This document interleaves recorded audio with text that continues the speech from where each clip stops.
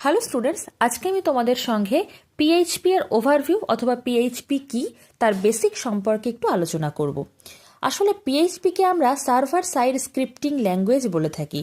PHP এর full form হচ্ছে hypertext প্রিপ্রসেসর। মূলত পিএইচপি দিয়ে লেখা কোড কিন্তু আমরা ডাইনামিক ওয়েবসাইট তৈরি করার জন্য ব্যবহার করে থাকি। স্টার্টিং এ আমি তোমাদেরকে বলেছি যে এটিকে আমরা সার্ভার সাইড স্ক্রিপ্টিং ল্যাঙ্গুয়েজ বলি।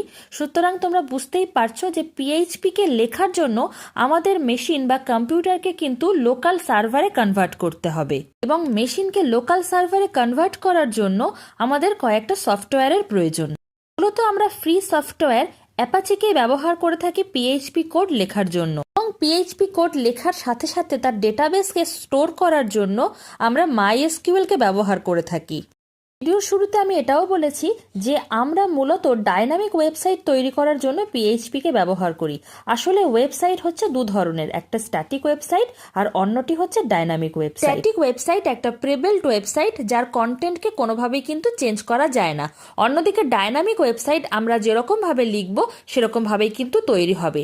আর এই ওয়েবসাইট তৈরি করার জন্য আমরা এইচটিএমএল, সিএসএস এবং পিএইচপির কোডকেই কিন্তু ব্যবহার করি। আর ডেটাবেসটাকে স্টোর করার জন্য আমরা মাইএসকিউএল কে ব্যবহার করি। তো চলো এবার আমাদের নর্মাল কম্পিউটারকে লোকাল সার্ভারে কনভার্ট করা যাক। তো লোকাল সার্ভারে কনভার্ট করার জন্য আমি আগেই বলেছিলাম যে আমাদের একটা সফটওয়্যারের প্রয়োজন। জ্যাম্প এমনই একটা সফটওয়্যার যার মধ্যে কিন্তু অলরেডি মাইএসকিউএল, অ্যাপাচে সবকিছুই থাকে। তো এই জ্যাম্প সফটওয়্যারটাকে আমরা গুগলে ফ্রিলি পেয়ে যাব। তো গুগলে যদি ডিরেক্টলি সার্চ করা হয় তাহলে কিন্তু আমরা পেয়ে যাব। যদি জ্যাম্পে না হয় তো তোমরা ওয়্যাম্পও ব্যবহার করতে পারো, দুজনের কাজই কিন্তু একই ধরনের। তো এবার আমি আমার কম্পিউটারে জ্যাম্প সফটওয়্যারটিকে ডাউনলোড করব। সেই জন্য যে কোনো একটা ব্রাউজার খুলে নিতে হবে। এখানে আমি গুগল ক্রোমকে খুলে নিয়েছি এবং সেখানে আমি ডিরেক্টলি সার্চ করছি জ্যাম্প বলে। আগেই বলেছি যেহেতু এটা একটা ফ্রি সফটওয়্যার তোমরা কিন্তু ইজিলি পেয়ে যাবে। তো দেখতেই পাচ্ছ প্রথমেই দিয়ে দিয়েছে জ্যাম্প ইনস্টলার। তো এটাকেই আমি কিন্তু ক্লিক করে নেব এবং তারপরে এখান থেকে আমি ডাউনলোড করব।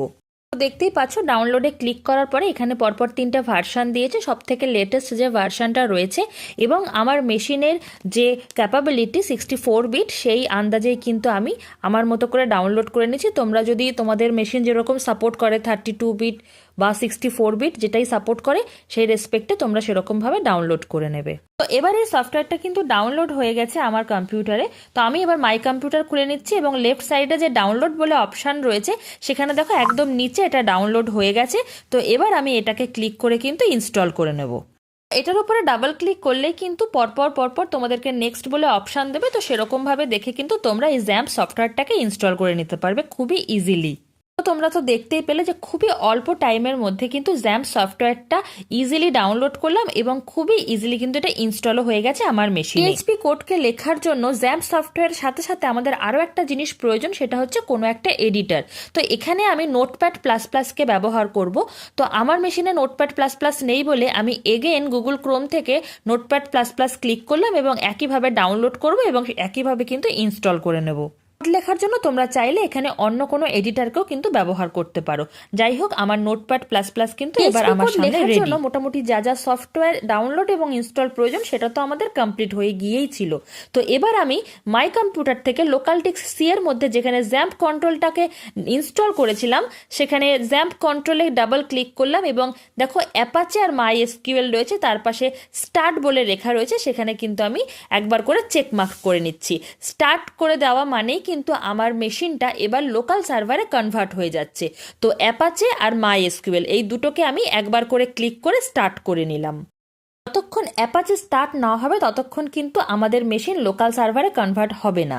আর মাইএসকিউএল কে স্টার্ট করেছি ডেটাবেসের মধ্যে ডেটাকে ইনসার্ট করার জন্য।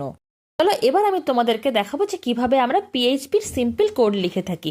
আমি প্রথমেই বলেছিলাম নোটপ্যাড প্লাস প্লাস এডিটরটাকে আমি ব্যবহার করছি। তো এডিটরটাকে আমি খুলে নিয়েছি। পিএইচপি কোড লেখার জন্য আমাদের স্টার্টিং ট্যাগ হচ্ছে লেস দ্যান, তারপর জিজ্ঞাসা চিহ্ন, তারপর পিএইচপি, আর এন্ডিং ট্যাগ হচ্ছে জিজ্ঞাসা চিহ্ন এবং গ্রেটার দ্যান চিহ্ন। আর কোডটাকে কিন্তু আমাদের এই লেস দ্যান এবং গ্রেটার দ্যান চিহ্নর মাঝখানেই লিখতে হবে। কোড লেখার আগে চলো কোডটাকে আমরা আগে সেভ করে নিই। তো প্রথমে চলে যাচ্ছি লোকাল ডিস্ক সি, তার মধ্যে জ্যাম্প ফোল্ডার, আর জ্যাম্প ফোল্ডারের মধ্যে রয়েছে htdocs। তো htdocs এর মধ্যে গিয়ে আমরা এখানেই কিন্তু নতুন ফোল্ডার বা ফাইল ক্রিয়েট করব। তো এখানে আমি নতুন একটা ফোল্ডার ক্রিয়েট করলাম আর ফোল্ডার নাম দিয়েছি পিএইচপি টিউট, আর এদিকে ফাইল নাম দিচ্ছি fast.php, যেহেতু পিএইচপি কোড সেই জন্য .php এক্সটেনশন ব্যবহার করতে হবে। যখনই আমরা পিএইচপি কোডের মধ্যে কোনো কিছু লিখবো বা যে কোনো চেঞ্জেস আনবো সেটা দেখার জন্য আমাদেরকে ব্রাউজারে চলে যেতে হবে এবং সেখানে গিয়ে লিখতে হবে লোকাল হোস্ট দিয়ে স্ল্যাশ দিলেই কিন্তু এই যে htdocs এর মধ্যে আমরা যে ফোল্ডার ক্রিয়েট করেছিলাম সরাসরি ওখানে কিন্তু ওটা লোকেট করবে। তো দেখো লোকাল হোস্ট স্ল্যাশ দিলাম আর আমি ওখানে ফোল্ডার নেম দিয়েছিলাম পিএইচপি টিউট। তো পিএইচপি টিউট বলে এখানে আমি ক্লিক করলাম। তো তারপরে দেখো দেখতে পাচ্ছ এখানে কিছু দেখা যাচ্ছে না, কারণ এখনো আমি কোডের মধ্যে তেমন কিছু লিখিনি।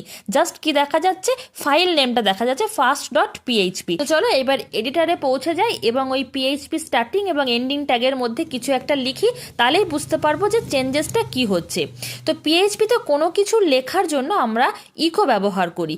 তো আমি দেখো প্রথমে ইকো 1 2 3 লিখেছি আর দেখো আমাদের ওই যে লোকাল হোস্ট যে ব্রাউজার পেজটা সেখানে দেখো 1 2 3 অলরেডি শো করছে।